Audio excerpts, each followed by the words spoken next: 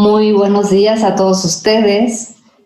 La Universidad Nacional Autónoma de México, la Coordinación de Humanidades, a través del Programa Universitario de Estudios sobre la Ciudad, agradecen que nos permitan llegar hasta sus espacios. El día de hoy iniciaremos con la quinta conferencia de nuestro tercer capítulo del seminario Ciudad y Pandemia, en su capítulo Crónicas de otras epidemias en México. Y bueno, el día de hoy tenemos una invitada de honor, cierra este ciclo de conferencias, esta quinta conferencia.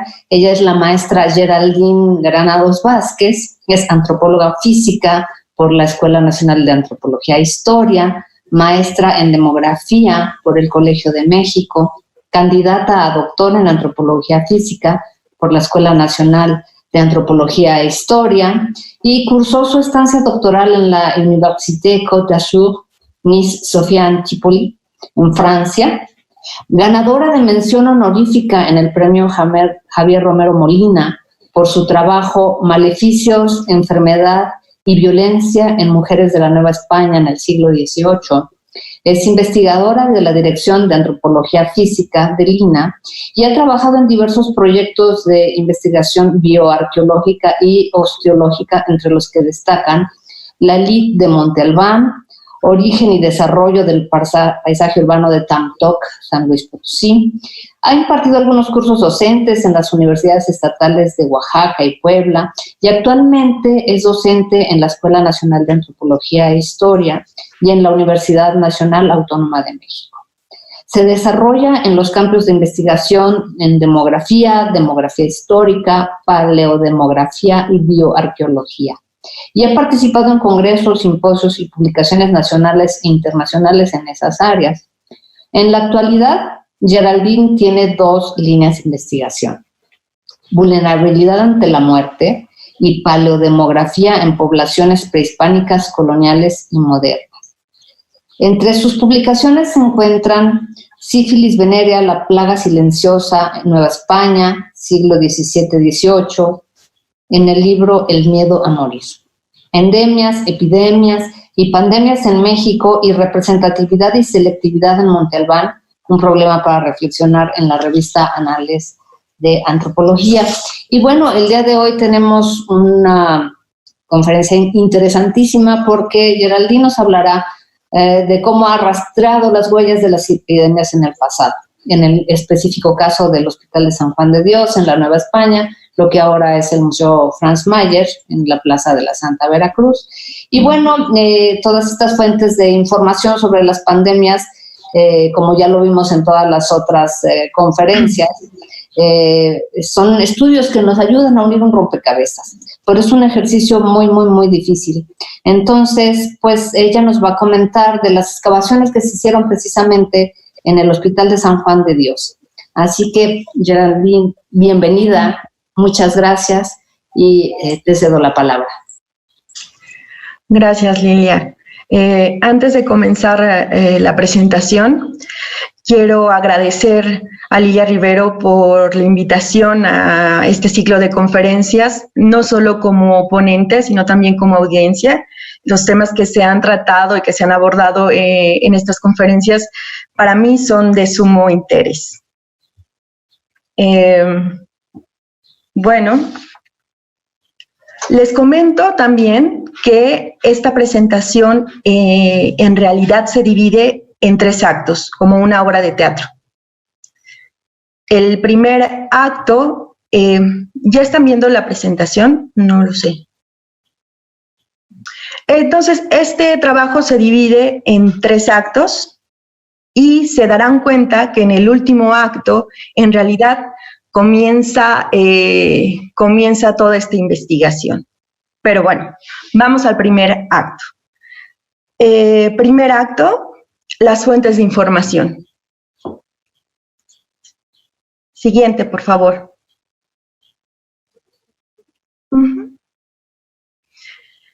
Bueno, les comento que en el año de 1979 comenzaron excavaciones en el área que se nombró como Complejo Hidalgo. Esta área se encuentra entre Avenida Reforma, Avenida Hidalgo y Avenida Trujano. Siguiente. Ahí.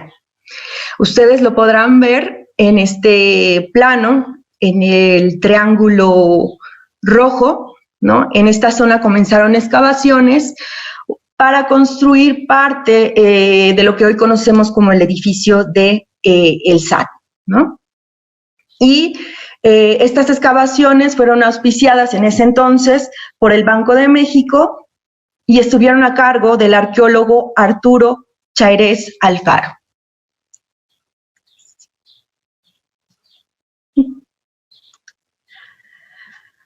Bien, en esta zona en particular, una zona en particular llamó la atención de los arqueólogos. Es este rectángulo de color amarillo, el que pueden observar, porque había una densidad era una zona bastante densa, donde se encontraban restos óseos. Y de lo que se pudieron dar cuenta los arqueólogos de ese momento es que esto abarcaba parte de lo que era el cementerio del Hospital de San Juan de Dios. Entonces, llamaron a los antropólogos físicos para que hicieran estas excavaciones, digamos, a mayor detalle, a mayor profundidad. Entre los antropólogos físicos que participaron en esta excavación se encontraba el antropólogo Luis Alfonso González Miranda, quien amablemente nos dio esta información y quien también participa en este proyecto.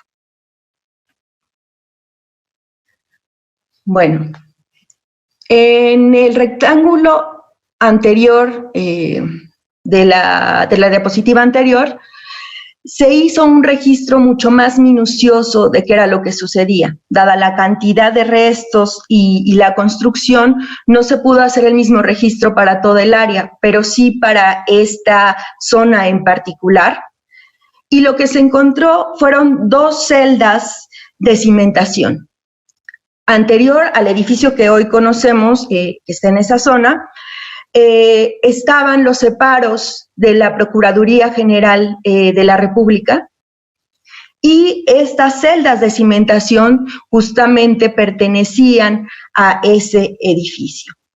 Las celdas medían alrededor de 6 metros de largo por 3 metros de ancho, más o menos para darnos una idea, y como ven, estaban a una distancia bastante corta. Siguiente, por favor. Bueno, ¿qué encontramos en la celda 1? Siguiente, ok. A los 2 metros de profundidad se encontró un osario, es decir, para nosotros los antropólogos físicos sería un depósito secundario, y lo que encontraron fue huesos largos, una cama de huesos largos, y encima de esos huesos largos los cráneos. Pero estos no estaban articulados. Posteriormente, en capas más abajo, a una profundidad de alrededor de 4 metros, encontraron los esqueletos articulados de varias personas en lo que nosotros podríamos llamar, de una forma común, una fosa común, ¿no? Pero que bajo el lenguaje de los antropólogos físicos diríamos que es un depósito primario simultáneo. Es decir, que estas personas fueron depositadas al mismo tiempo en esta fosa. Y también lo que encontramos fueron restos aislados que probablemente estaba relacionado justo con las remociones que sufría este terreno, tanto en la época colonial como en la actualidad, que, bueno, digamos, en la época contemporánea, cuando se construyó el edificio de la PGR. En la celda número 2 se encontró también, siguiente, se encontraron también otros otras fosas comunes, digamos, otros depósitos primarios, simultáneos, colectivos. Y en este caso lo que tenemos es un croquis. Estos dibujos que les estoy mostrando son parte de las fuentes originales de información. Entonces, lo que podemos observar en este croquis es que las personas eran depositadas de forma colectiva, pero sin ningún cuidado, sin tomar en cuenta la norma cristiana para enterrar a los muertos, ¿no? Generalmente es viendo hacia el oriente, con los brazos cruzados o con los brazos a los costados. Lo que vemos aquí es que no hay un cuidado en la forma en que fueron depositados. De la misma forma, se encontraron algunos depósitos primarios individuales, y en el caso de los colectivos, lo que explica el antropólogo físico Luis Alfonso es que había una capa blanca que los cubría y que probablemente se trataba de una capa de cal. Entonces, de esta información surgen dos preguntas. ¿Este hallazgo es suficiente para decir que estamos frente a un contexto de epidemia? ¿Y qué tipo de evidencia se necesitaría para afirmar que esta epidemia es tal o cual?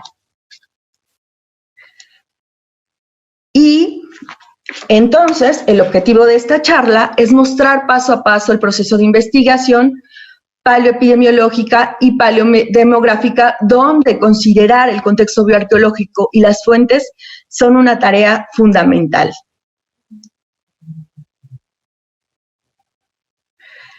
Entonces, ya les expliqué un poquito la parte del contexto arqueológico o bioarqueológico, y ahora, ¿qué dicen las fuentes de información? Los documentos históricos que ahora utilizamos para recrear la historia de lo que sucedió, en realidad son documentos que no fueron hechos para eso, para hacer la historia, son documentos que en realidad surgen de la praxis, ¿no? En ellos se solicitan recursos o en ellos se busca saber cuántas de las personas tienen que pagar el diezmo, o etcétera, ¿no? Ese tipo de fuentes con los años pues se han convertido en documentos valiosos para entender esta historia. Dentro de estas fuentes de información tenemos, y gracias a ello se ha reconstruido parte de la historia del Hospital de San Juan de Dios, que en realidad es bastante larga. Desde 1582 comienza como esta inquietud de querer hacer un hospital que pueda atender a negros, mulatos y mestizos libres.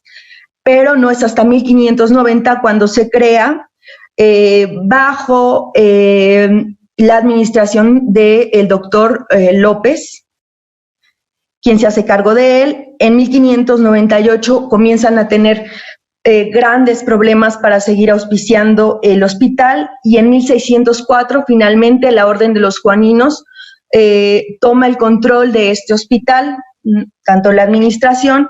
Al año siguiente los juaninos comienzan a tomar una gran relevancia respecto a su atención hacia los enfermos, incluso eran llamados por los ricos para ser atendidos en casa, y de aquí y de las limosnas era de donde conseguían los recursos para mantener el hospital.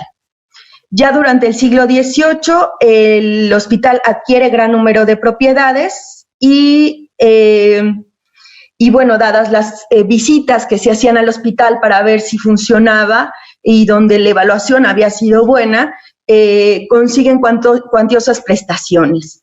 Para 1734 viene una segunda reedificación del hospital, en el 76 se quema, pero inmediatamente es reedificado, y en 1773-74, durante una visita que hizo Fray Pedro Rendón, se dan cuenta de que, bueno, el hospital en general funciona bien, pero que hay un desorden y carencia de información en los libros administrativos. Esto en realidad va a tener impacto en el tipo de fuentes de información que nos llegan hasta ahora, ¿no? Para finales del siglo XVIII, finalmente decae de nuevo la reputación del hospital, Y en 1821 los hermanos de San Juan de Dios abandonan el edificio. En el 22 es el ejército quien se encarga de él, pero para el año de 1826 y 30 el edificio es abandonado hasta 1835 que vuelve a ser el hospital. Antes de esto fue una escuela para niñas.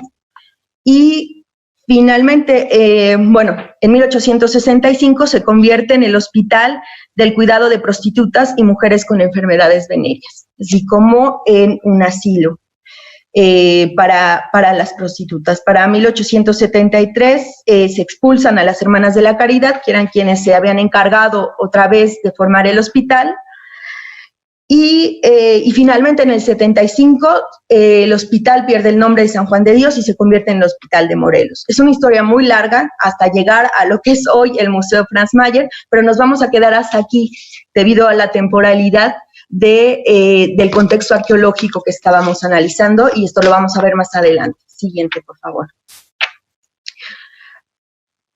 Siguiente.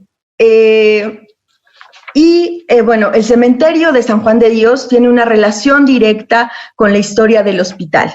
Desde 1539, Carlos V pide que los naturales y los vecinos se entierren en los monasterios y en las iglesias. Incluso a lo largo de ese siglo, hasta 1565, se sigue insistiendo que la gente sea enterrada en los atrios del cementerio, en la iglesia o en las capillas dentro y anexas de la iglesia. En realidad, el lugar en donde fueran depositados, claro que tenía que ver con una posición social de las personas, pero digamos que en esta época justo se vuelve el lugar oficial para el entierro de los muertos.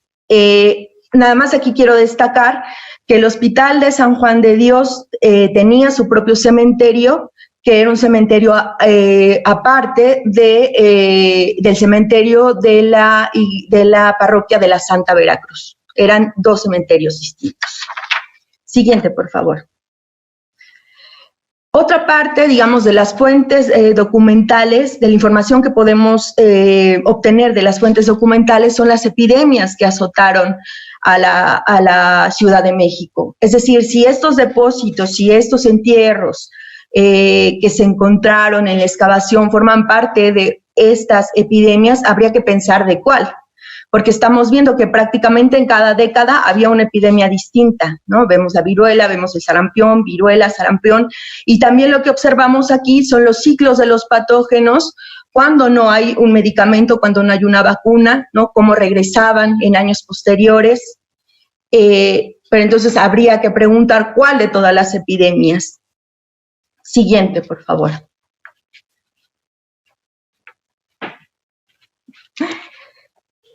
Respecto a la población de la Ciudad de México, no podemos hablar de una epidemia sin hablar del impacto que tuvo en una sociedad, en una población, y parte también, digamos, de la información que podemos encontrar en los documentos es quién es nuestro denominador, quién es la población a quien impacta una epidemia, ¿no?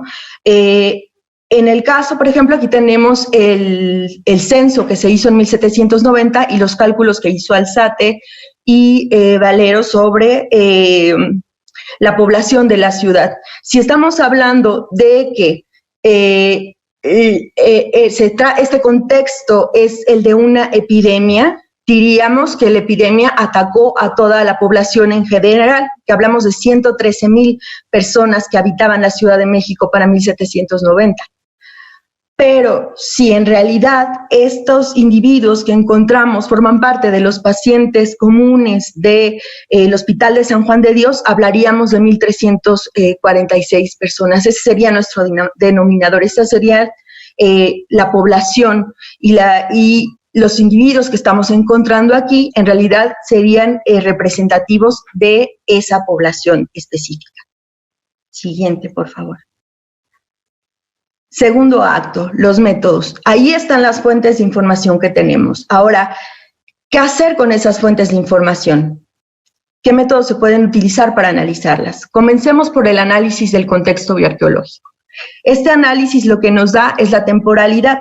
Sabemos que en parte del relleno que se encontró en esa excavación, finalmente era parte de materiales cerámicos, de cerámica vidriada, porque no había otro tipo de objetos asociados, pero esta cerámica vidriada en realidad se usó durante los 3 siglos del virreinato y lo que podríamos decir es que los arqueólogos lo delimitaron más para el siglo XVII y XVIII, dado que el hospital realmente comienza, digamos, a hacer, bueno, el hospital en el siglo XVII y XVIII es cuando realmente entra en funciones. Entonces, ellos delimitaron esta temporalidad del siglo XVII y XVIII.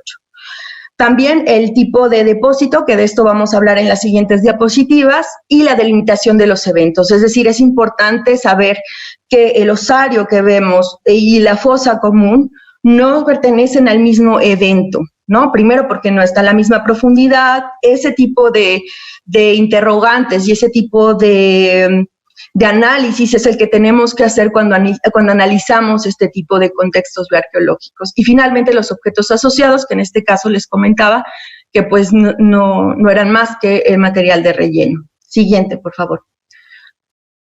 Cuando hablamos del tipo de depósito, les voy a poner este ejemplo, que es un ejemplo precioso de un gran trabajo que hizo López, Chávez, Valentín y Montufar, donde del lado izquierdo tenemos cómo se encontró la ofrenda 111, que es el esqueleto de un niño, y del lado derecho cómo se hizo la reconstrucción del momento en que fue inhumado. Eso es parte, digamos, del trabajo que hacemos los antropólogos físicos para entender el contexto que estamos analizando. Siguiente, por favor. Y eso mismo lo podemos aplicar a la forma en que analizamos estos depósitos o estas sepulturas producto de epidemias. De su lado izquierdo pueden ver un cuadro de Bélgica de las víctimas de la peste, y si ustedes ven, estas personas fueron introducidas en cajas de madera y fueron depositadas en fosas individuales. También eran envueltas en sábanas blancas, ¿no? Y eran depositadas en fosas individuales. Del lado derecho, en la parte superior, van a ver también un ejemplo de qué es lo que sucedió en la influenza de 1918, y lo que vemos es eso, otra vez fosas individuales, contiguas, ¿no? Ante esta emergencia, y una austeridad, ¿no? De solo una cruz acompañando, digamos, este entierro. Entonces, y finalmente, el tercer ejemplo que observamos es el de Barcelona, me parece del siglo XIV, y esto también es parte de las fosas de la peste negra que azotó a la ciudad, y aquí encontramos un ejemplo tal vez más parecido a lo que nosotros estamos observando en San Juan de Dios, ¿no? Son varias personas que fueron depositadas en una misma fosa, y sin mayor, digamos, gestos o mayor cuidado dada la emergencia de ese momento. Siguiente. Otro tipo de análisis que nosotros utilizamos, digamos, para entender esta otra parte del contexto es el análisis osteológico y paleopatológico. En el análisis osteológico lo que estimamos es la edad biológica. Y la edad biológica sucede un poco como con las personas, ¿no? Que hay personas que se ven más jóvenes, aunque su edad cronológica sea mayor, o hay personas que se ven más grandes, aunque su edad cronológica es que sean más jóvenes. Lo mismo sucede con el esqueleto, pero nosotros estimamos esa edad relacionada justo con el desarrollo y los procesos de envejecimiento. En la gráfica del lado derecho, ustedes van a ver aquí En este trabajo se analizó también otra parte, digamos, que se excavó de este mismo cementerio de San Juan de Dios, y lo que podemos observar ahí es que entre los grupos de 20, 24, 25, 29 hay más hombres que mujeres, ¿no? Y en el de 35, 39, pero en el resto la mayoría son mujeres. Ese es un dato importante para entender a quién impactó en la salud, ¿no? Tanto las epidemias como incluso las enfermedades, ¿no? Comunes en los años de no epidemia.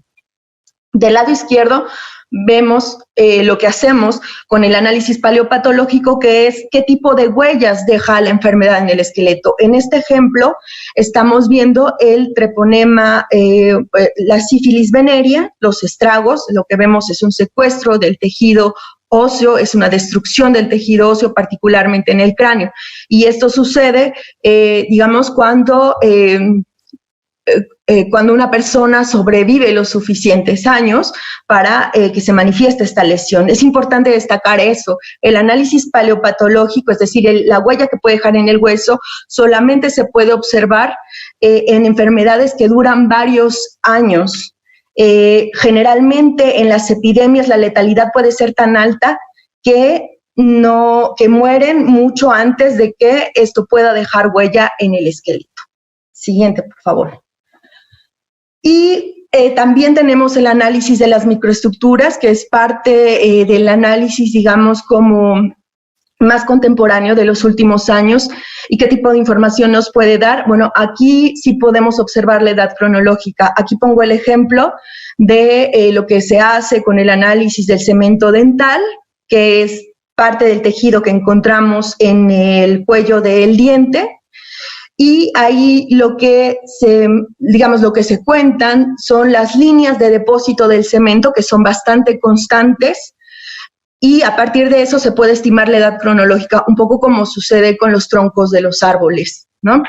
Y otro tipo de tejido que también se puede analizar es la dentina y el esmalte dental, para ver, digamos, si las personas que murieron y que encontramos ahí en realidad ya tenían una fragilidad biológica porque vivieron momentos críticos desde la infancia. Este tipo de análisis no lo hago yo, en realidad lo hace la doctora Lourdes Cubo, quien también es parte del equipo de trabajo de San Juan de Dios.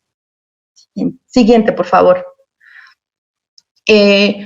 Otro tipo de análisis es el análisis historiográfico. Hay que considerar que no solo hay que tomar el dato tal cual de donde viene de las fuentes, hay que tener una visión crítica de este dato, de esta información. En la primera línea, por ejemplo, ustedes pueden ver que hay 5.700 enfermos, 865 fallecidos, pero estamos hablando de 2 años. Estas cifras en realidad no nos dan una idea de cuántas personas eran hospitalizadas durante un año y cuántas personas fallecían. Si vemos los años posteriores, sí que nos da una idea, más o menos entre 2.000 y 2.600, ¿no?, de las personas que eran hospitalizadas y de los que fallecían. Esto, si lo contrastamos con la información de la epidemia de 1736 de Matlazáhuatl, pues vemos que prácticamente casi es 5 veces la cifra de personas que se atendían, ¿no? Estamos hablando de 9.402 personas se atendían, y eso nos da una idea de si normalmente se atendían 2.600, ahora imaginemos 9.000, las condiciones en que se atendían estas personas. Siguiente, por favor. De la misma forma, algo que es fundamental es el análisis paleodemográfico. Aquí ya no es solo ver la distribución de edades a la muerte de la muestra que tenemos. Aquí ya entran modelos matemáticos, modelos estadísticos, modelos demográficos, para tener indicadores mucho más finos que nos puedan hablar del impacto que tuvieron estas enfermedades en el pasado, tanto en el caso de epidemia como en el caso, digamos, de mortalidad normal, ¿no? Es decir, en momentos de no epidemia. Ustedes pueden ver en esta gráfica del lado izquierdo está calculada la probabilidad de muerte, ¿no?, que es un indicador más fino. Y también en el análisis paleodemográfico del lado derecho hay que preguntarse quién es el denominador, a quiénes están representando estas personas que encontramos en los contextos arqueológicos. A toda la Nueva España no lo creo, ¿no? La Nueva España era un territorio mucho mayor, había una gran diversidad, entonces en realidad no, pero podrían representar a las personas de la Ciudad de México, tal vez. Si se trata de un contexto de epidemia, las personas que eran enterradas en estos lugares en realidad era en donde se pudiera, dada la emergencia del momento, no es que pertenecieran a ese cuartel, ¿no? No necesariamente eran las personas que pertenecían a este cuartel las que eran enterradas ahí. Y en el caso, digamos, de los hospitales, en sus funciones normales fuera de las epidemias, habría que pensar que no siempre las personas que vivían en estos cuarteles eran las que acudían al hospital. Tenemos una lista, por ejemplo, en el hospital de San Lázaro, donde gran parte de ellas venían de otros territorios, ni siquiera eran parte de la Ciudad de México. Entonces hay que tener cuidado de hacer estas extrapolaciones y estas inferencias sobre la población en general.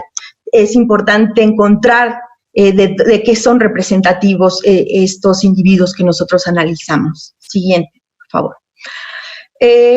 Otra herramienta fundamental es la parte del análisis molecular, y aquí me voy a detener un minuto rápidamente, donde, claro, se hace la extracción del ADN, se hace la ampliación, la secuenciación y el perfil genético, ya sea del individuo o del patógeno que afectó a este individuo. Lo que puedo decir aquí, y aquí me voy a detener, yo tampoco soy experta, quien es experta y también es parte del equipo de trabajo de San Juan de Dios es la doctora Anitzel Juárez, de la UNAM, y lo que puedo decir aquí es que hay que tener cuidado con este tipo de análisis molecular. En los últimos años tenemos un determinismo genético, ¿no? Es decir, nada más damos la muestra y a ver qué sale, ¿no? De la muestra, a ver qué sale de resultados. Y lo cierto es que esta técnica es destructiva. Entonces, yo creo que si planteamos nuestras preguntas de investigación desde el momento y somos claros, no necesitamos destruir gran parte del material osteológico que tenemos en los laboratorios, ¿no? Desde el principio, si se plantea una pregunta de investigación, no es necesario dar 50,000 muestras para poder obtener resultados respecto a este análisis molecular. Siguiente, por favor. Y finalmente viene el análisis paleoepidemiológico, es decir, ya cuando tenemos todos esos elementos que les conté, de los documentos, de la población, etcétera, viene el análisis ya donde podemos hablar de cuál es el impacto en la población. Recordemos que la epidemiología es el estudio de la distribución y de los determinantes de los estados o los fenómenos relacionados con la salud en poblaciones específicas y la aplicación de ese estudio. Es decir, los epidemiólogos no solo estudian la muerte, sino la enfermedad y la discapacidad y los estados de salud también positivos de la población. Entonces, por eso es que se requiere de todos esos insumos para entender parte de la paleoepidemiología.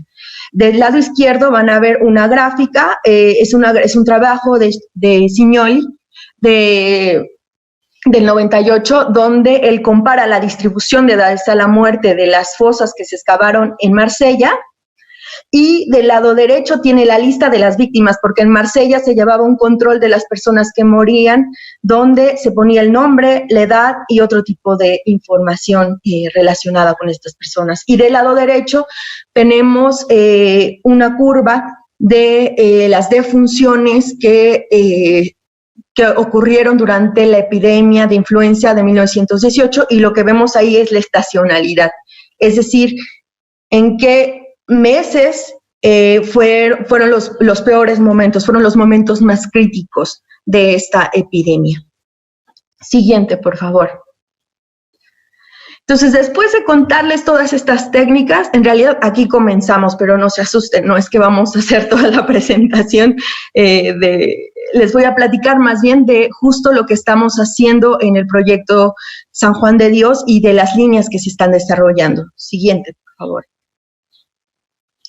La primera línea de investigación de este proyecto son las epidemias de la Nueva España, donde es importante identificar los contextos en los que las personas eran inhumadas. El maestro Óscar Benavides me comentaba, él se ha encargado de estudiar varias de las epidemias que azotaron la Nueva España, me comentaba que él nunca ha encontrado una fuente de información que hable de fosas comunes en donde eran arrojadas las personas, ¿no? Entonces, habría que repensar, ¿no? Al momento, solo si encontramos este contexto, si realmente es suficiente con decir que es un depósito colectivo, simultáneo, primario, para afirmar que se trata de una epidemia. Y lo segundo es, ¿qué epidemias tenemos en el registro arqueológico de los hospitales? Eso me parece fundamental, y entender también quiénes eran los más vulnerables ante estos episodios epidémicos.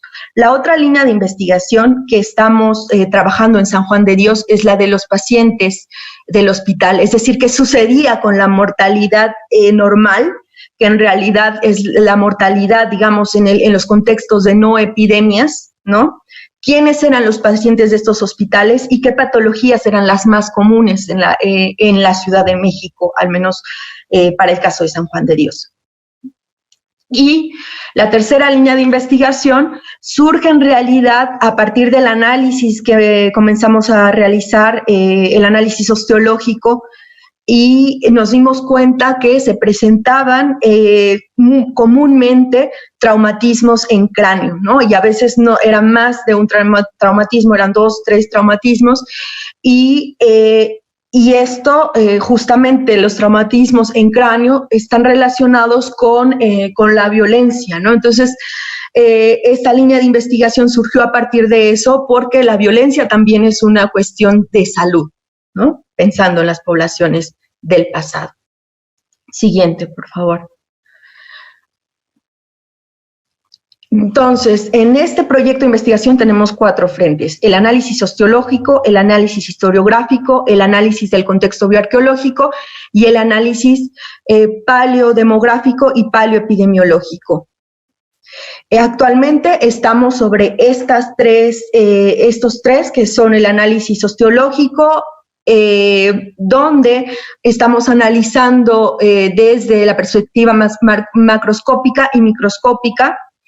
Del análisis historiográfico estamos haciendo la recopilación de las fuentes, y del análisis bioarqueológico la digitalización y la construcción de las bases de datos, ¿no?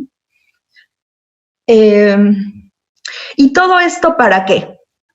Creo que es importante entender qué tipo de información nos pueden dar las epidemias e incluso las enfermedades del pasado.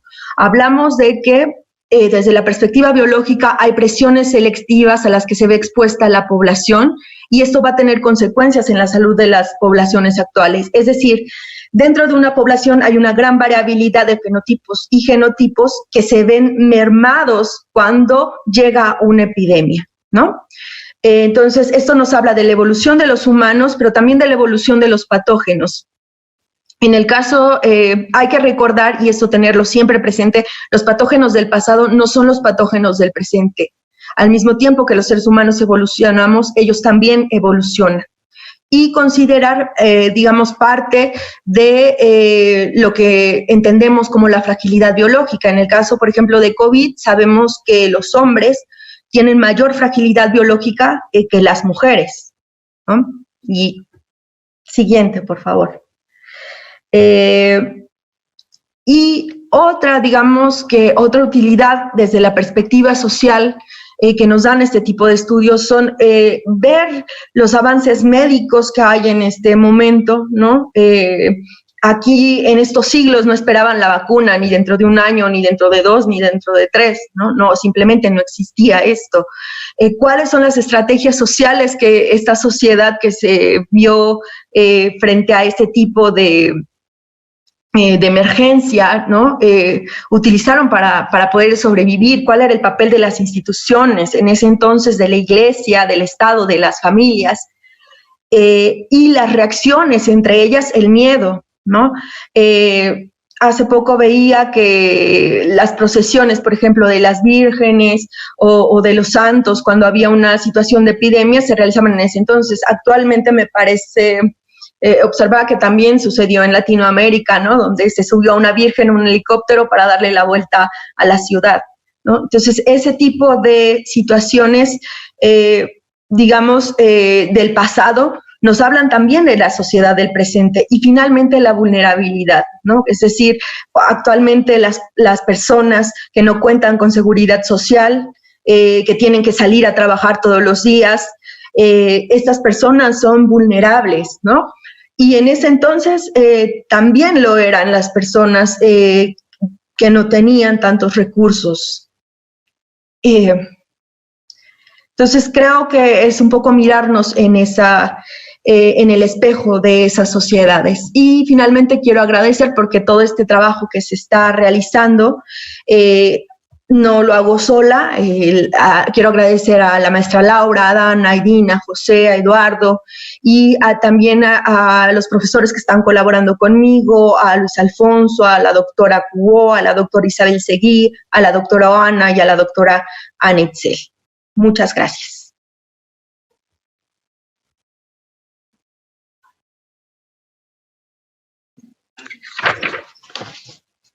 Geraldine, muchas gracias. Perdón, había yo puesto el audio en silencio. Pues mira, tenemos interesantes preguntas y lo que a mí me causa mucho interés, y retomando las ponencias pasadas, es este denominador de los contextos, ¿no? Evidentemente, hablamos de un término la vez pasada que es sindemia, ¿no? Que son todos los factores y todas las presiones selectivas de las que tú hablas, que hacen que este contexto, junto con todas las denominaciones y presiones sociales, propicien todos los elementos para una epidemia. En el caso de la Ciudad de México, ¿qué nos podrías comentar, muy específico en tu tema de investigación, sobre estas situaciones de presiones selectivas?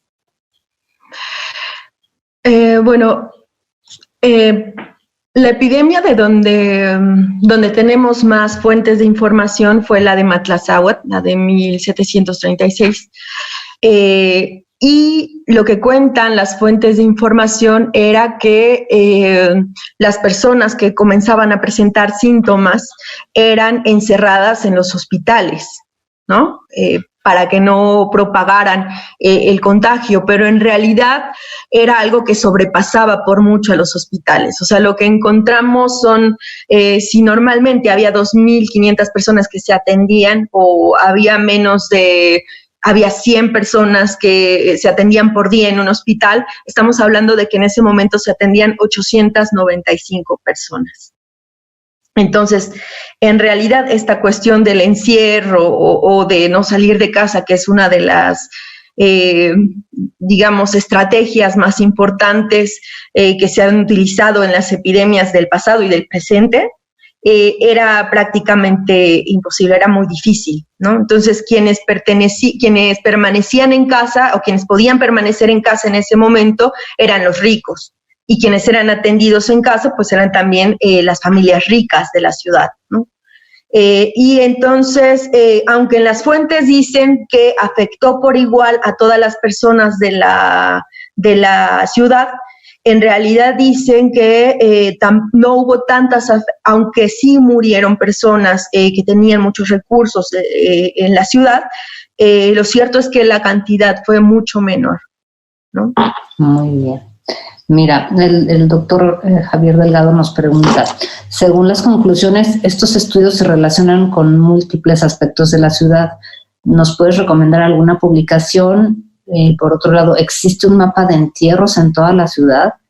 ¿Y qué porcentaje de entierros se ha explorado?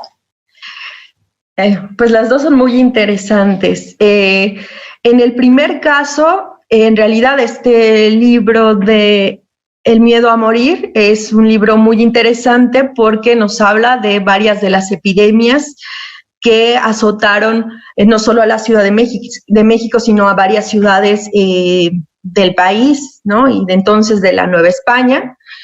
Y es, yo creo que uno de los libros, es uno de los libros fundamentales, ¿no? Para entender qué sucedía durante las epidemias.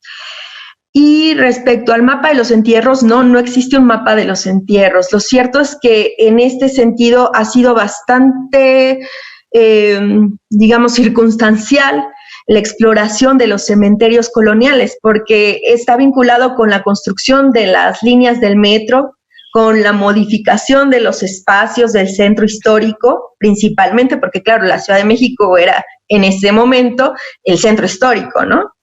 De hoy en día. Pero hasta donde se han explorado los cementerios de la catedral, de una iglesia de la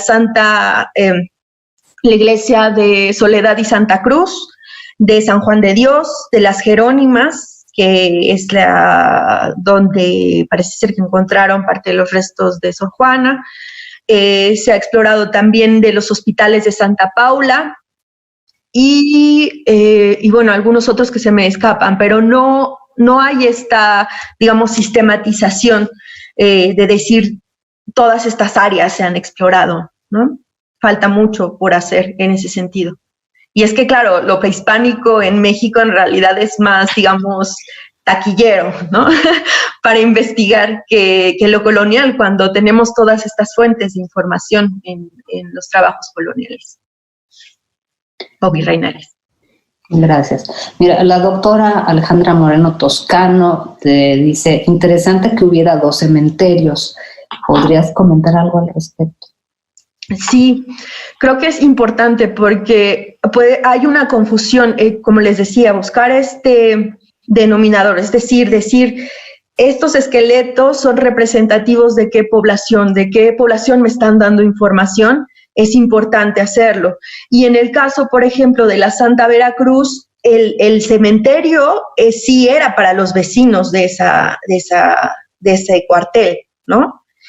Pero en el caso del hospital no, era para los pacientes, y los pacientes podían venir de cualquier lugar, ¿no? Entonces, sí había una diferencia importante. Incluso no lo sé, pero eso habría que investigarlo.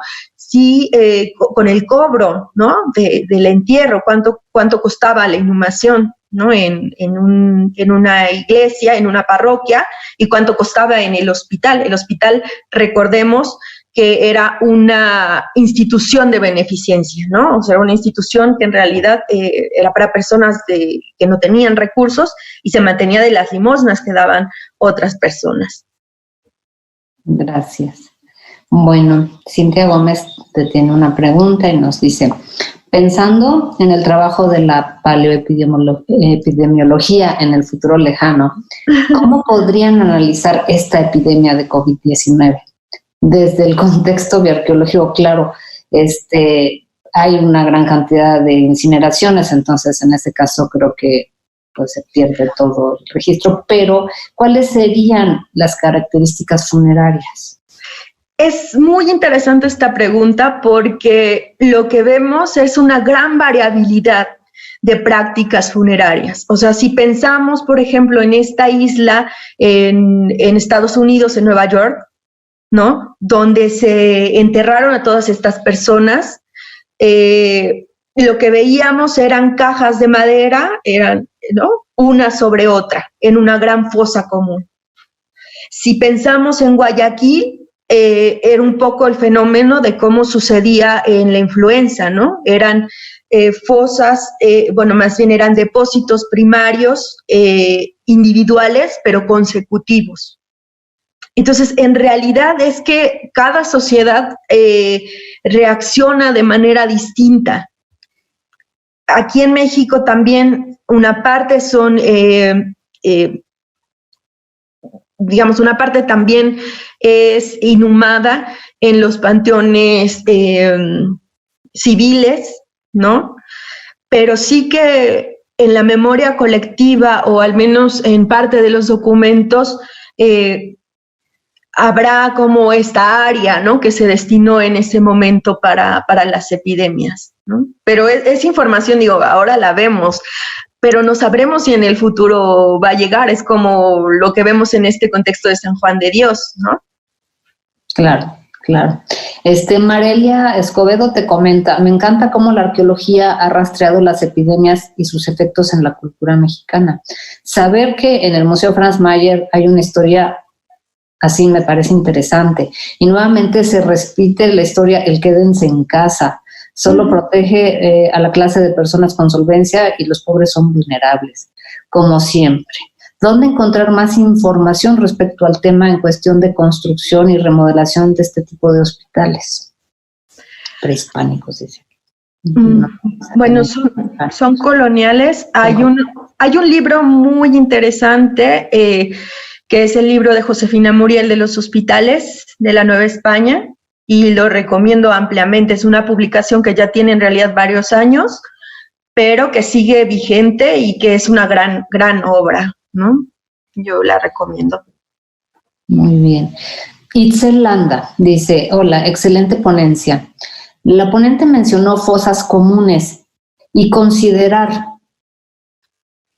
que en ningún lugar donde haya información historiográfica se encontrará el término de fosa común, porque el término ni siquiera aún está definido.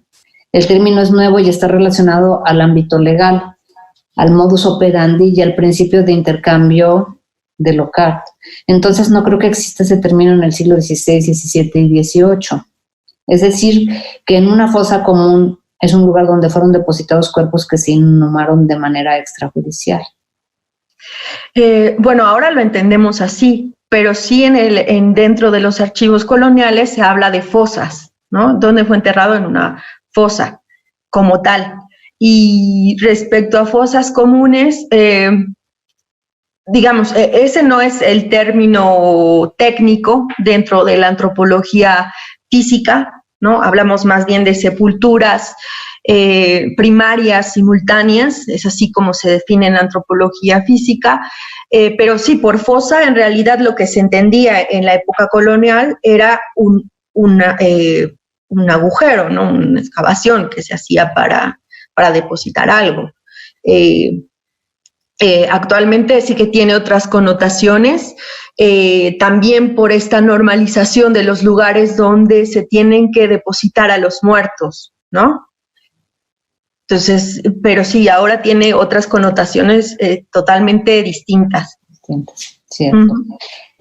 Aquí tengo varias que puedo conjuntar en un bloque. Álvaro Ignacio nos dice, ¿hay registros de cremación u otros sistemas de control de los cuerpos infectados y dónde los hacían? Por otro lado, también hay registro de si se presentó una regeneración de la epidemia y cómo la manejaron. Pues los cuerpos no eran cremados porque recordemos que hay una norma cristiana que tiene que ver con las creencias, ¿no? Y la creencia es que cuando venga el apocalipsis, ¿no? Las personas se van a levantar para seguir, digamos, la vida eterna, ¿no? Entonces, cremar cuerpos en este momento era impensable, ¿no? En términos religiosos, era importante el cuerpo porque era importante conservarlo para el fin de los tiempos, o sea, el esqueleto, lo que quedaba del cuerpo. Entonces, cremación, al menos en la Nueva España, yo no he encontrado nada relacionado para la época virreinal. Para la época prehispánica, por supuesto que sí, hay muchos contextos, pero no sé si relacionados con epidemias. Eso es interesante porque para la época prehispánica es mucho más difícil todavía decir qué tipo de contexto funerario está relacionado con epidemias. Y la otra pregunta era que... La otra pregunta era que si hay registro de si se presentó una regeneración de la epidemia. Pues había brotes epidémicos si ustedes ven el cuadro que les mostré, prácticamente cada 8 años, cada 5 años había brotes epidémicos. Y la población en realidad estaba en una condición de indefensión. O sea, la única estrategia, digamos, que realmente ayudaba era pues estar confinado, estar encerrado, ¿no? Tratar de no salir para no contraer el virus. En ese momento se pensaba no en virus, se pensaba en humores, ¿no? Entonces es una idea distinta del cuerpo, pero sí que se trataba de que estos humores no llegaran hasta la casa, ¿no? De las personas. Y había algunas otras técnicas como las sangrías, ¿no? Que también se utilizan para la de Matlazáhuatl, se utilizaron sangrías, se recomendaban atoles, ¿no? En los hospitales para curar a la gente, pero sabemos que todo esto pues era poco eficaz contra las epidemias, ¿no? Bueno, aquí armo un pequeñito bloque que tendría que ver un poco con patrimonio, protección patrimonial. Uh-huh. Entonces, la primera sería del doctor Javier Delgado. Dice, cuando se encuentran algún vestigio, uh-huh, ¿los respetan los reglamentos de construcción? Por ejemplo, en la Torre Primera. Pues ha sido bastante complicado para el INAH porque en realidad tenemos un país rico en historia, ¿no? Y muchos de nuestros espacios son espacios que se reutilizan, que vienen desde hace mucho tiempo. Y en esos años, sobre todo entre la década de los 70 y de los 80, hubo muchas transformaciones en el centro de la Ciudad de México.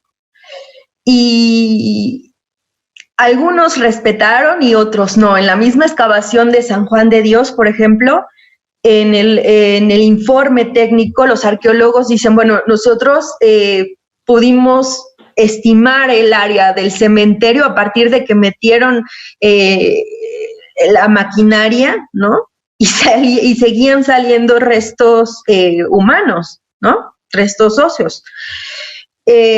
Entonces, sí que es una tarea complicada, que el INAH no se da abasto y que en ese sentido, pues sí es importante tener los recursos humanos, ¿no? Para poder hacerlo, pero no siempre se ha contado con eso y no siempre las constructoras han respetado los reglamentos, porque los reglamentos están ahí, ¿no? Los restos humanos los restos óseos y los restos humanos, porque también hay momias, son parte del patrimonio nacional, ¿no?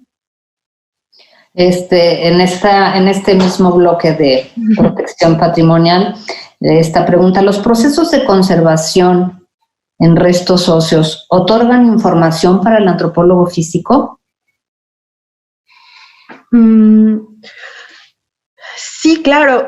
Lo que yo les comentaba de lo del determinismo genético es que este tipo de análisis, del análisis osteológico y el análisis paleopatológico, es morfoscópico. O sea, lo que estamos observando es el hueso, ¿no? O sea, tal cual, ¿no? Lo estamos observando y a partir de eso podemos hacer inferencias de la edad, del sexo y de qué tipo de padecimientos, ¿no? Pudo tener la persona. Por supuesto, solamente los que dejan huella en el hueso. Los que no, pues no podemos hacer inferencias, que es por eso que es tan útil el análisis molecular, ¿no? Entonces, es importante desde un principio saber cuáles son tus preguntas de investigación, ¿no? ¿Por qué? Porque si tú desde el principio solo lo mandas a hacer el muestreo, ¿no? Para hacer el análisis molecular, esa pieza se va a destruir y la información que pudiste sacar de ella ya no existe. Sí, entonces, claro. Ahí hay como justo tenemos hasta un dilema entre la destrucción del material por fines de investigación y la preservación, ¿no? Que creo que para mí es fundamental llegar a este punto medio donde si tenemos bien planteadas nuestras preguntas de investigación, no es necesario destruir muestras de más, ¿no? Ni restos de más. Claro, que ahí viene el siguiente bloque que es de metodología, pero termino con que es, ¿existen huellas en los restos óseos que ustedes trabajan que demuestren que la muerte fue por viruela o sarampión? O sea, ¿estas epidemias dejan huellas en los huesos? Hay información hay un par de artículos sobre viruela de Estados Unidos que sí vieron la destrucción principalmente de las articulaciones superiores, ¿no? Entonces, estamos hablando de codo y de hombro. Pero aquí en México no hemos encontrado, bueno, yo al menos de lo poco que he investigado, no he encontrado nada por el estilo, y lo cierto es que tenías que sobrevivir a la viruela un buen tiempo para ver esta destrucción. Lo que yo creo es que en el caso de las poblaciones de aquí de México, ¿no? De las poblaciones nativas de México, de los indios, de los negros, de los mulatos, la letalidad era tan alta que morían en días. Entonces, como morían en días, es muy difícil que eso haya podido dejar huella en el esqueleto, ¿no?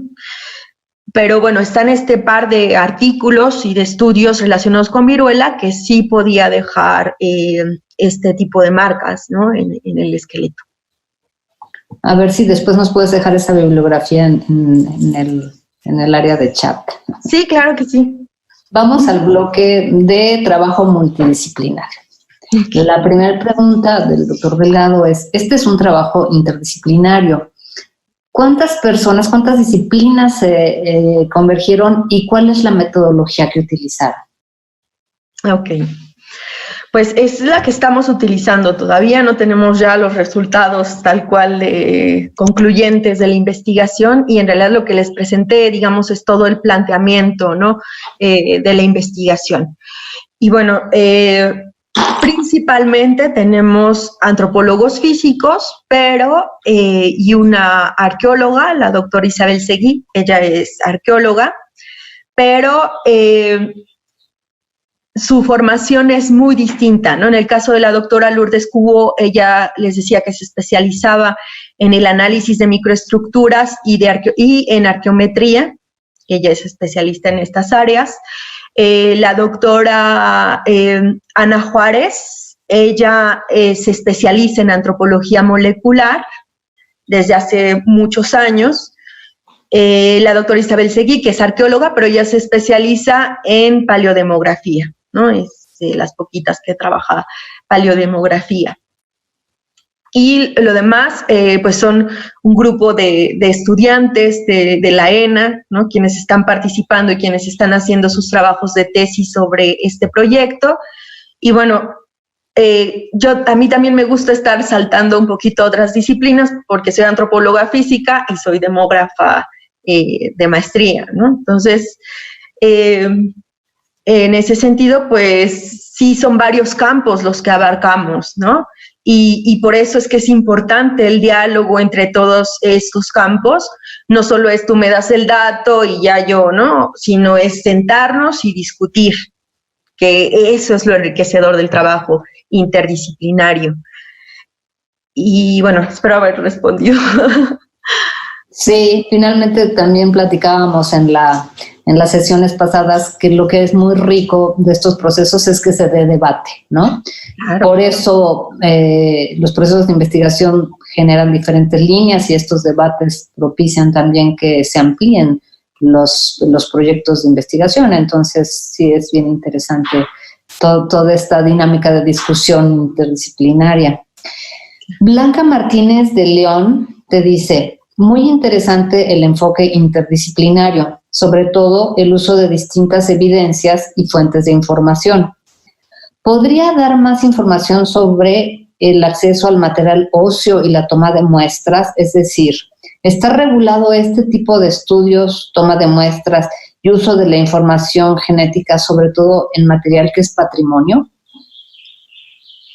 Pues actualmente existen unos lineamientos, que son los lineamientos que por parte del Consejo de Arqueología se tienen que pedir permiso al Consejo de Arqueología, pero lo cierto es que los antropólogos físicos también hemos estado dialogando, ¿no? Porque al final es parte de, es el material que nosotros estudiamos, ¿no? En particular. Y bueno, en ese sentido, yo creo que todavía falta a esta parte de la regulación, ¿no?, de las muestras, porque aunque lo hace por parte del Consejo de Arqueología, sí que sería importante que el gremio de la antropología física interviniera de una forma más directa, ¿no? Entonces, pero bueno, sí existen estas normativas. Ok, y te tengo dos preguntas relacionadas con el contexto de enterramiento. La primera sería de Álvaro Ignacio Paipilla y dice, ¿cómo es el proceso de estabilización al medio ambiente de los elementos orgánicos que encuentran al desenterrar? ¿Cuál usan ustedes? Pues en el Valle de México en particular, el material osteológico se encuentra en buen estado de conservación. Y aunque por supuesto que es más susceptible cuando hay este cambio, digamos, del lugar en donde estaba depositado a cuando se recoge, ¿no? El material está muy bien conservado.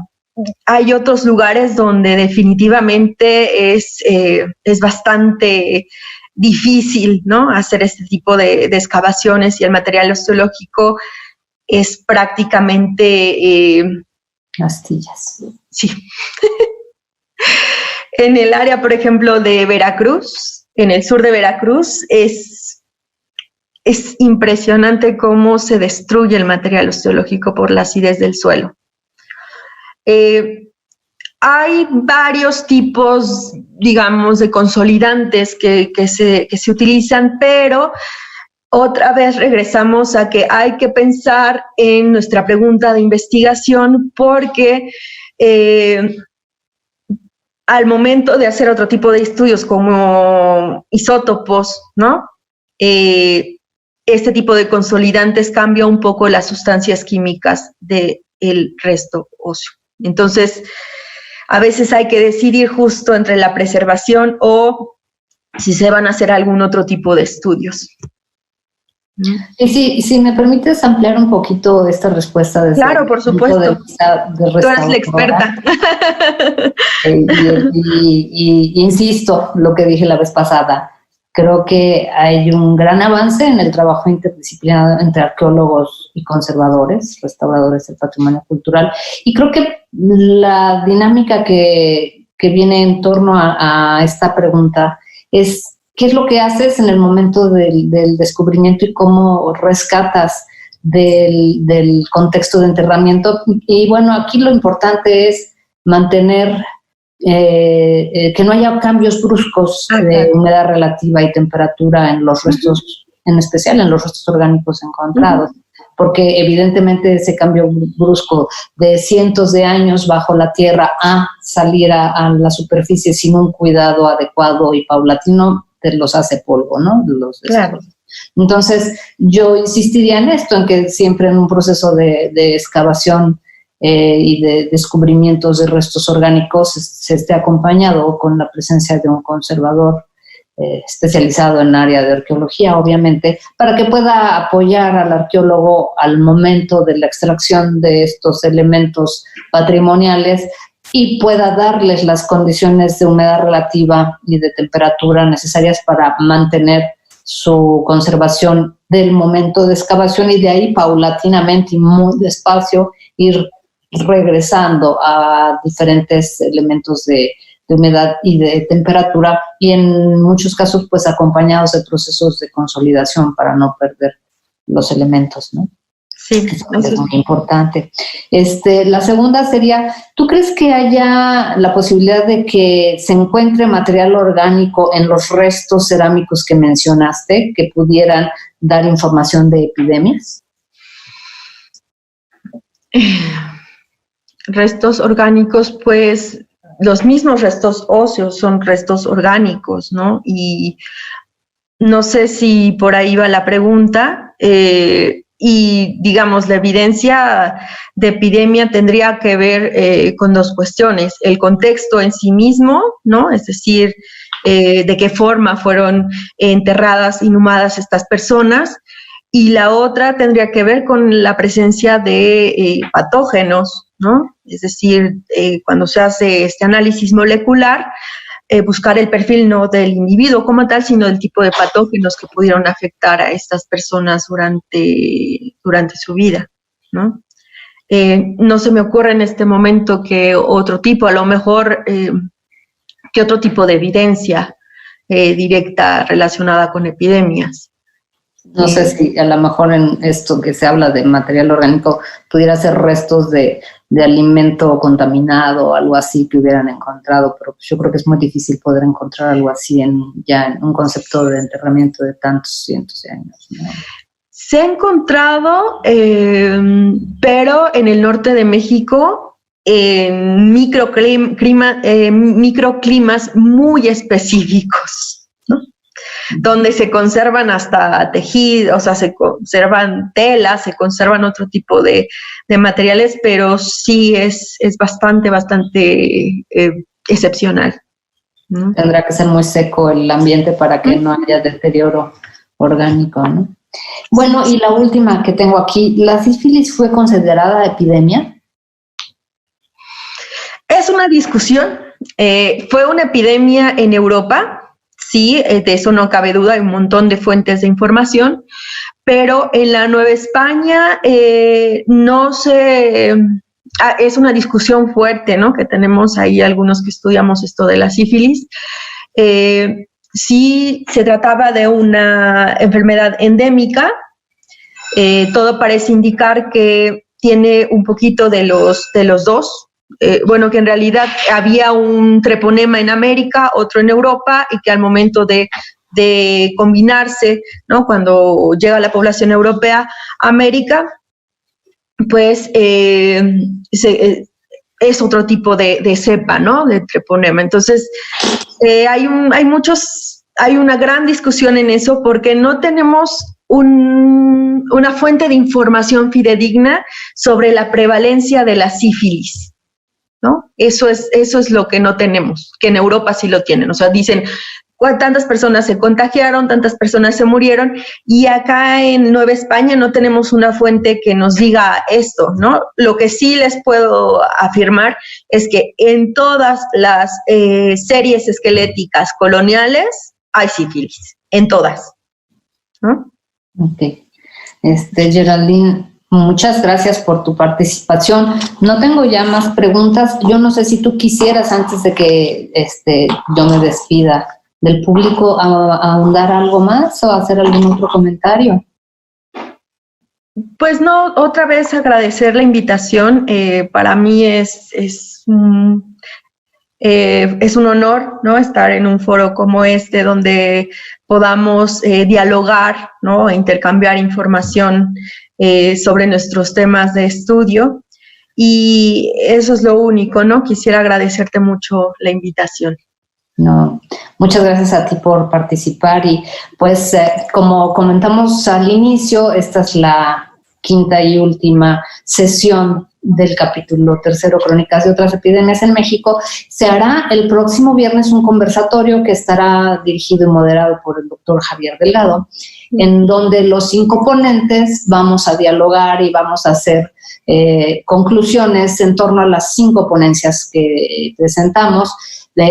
Evidentemente están invitados a, si tienen alguna pregunta para hacernos antes del inicio del conversatorio, poder dejárnoslas en Facebook, en cualquiera de las ponencias que ya están previamente cargadas, y nosotros podremos recopilar sus preguntas para tenerlas desde antes del conversatorio, y si no, ahí mismo en el conversatorio estaremos muy contentos de contestar cualquier duda que haya surgido a posteriori a nuestras presentaciones. Entonces, les recordamos que aquí estamos, la UNAM no se detiene, y agradecemos nuevamente su presencia, y los esperamos el próximo viernes. En este caso será a las 11:30 de la mañana en el conversatorio que ya nos permitirá cerrar este capítulo 3 del Seminario Ciudad y Pandemia. Buenos días a todos y muchas gracias nuevamente.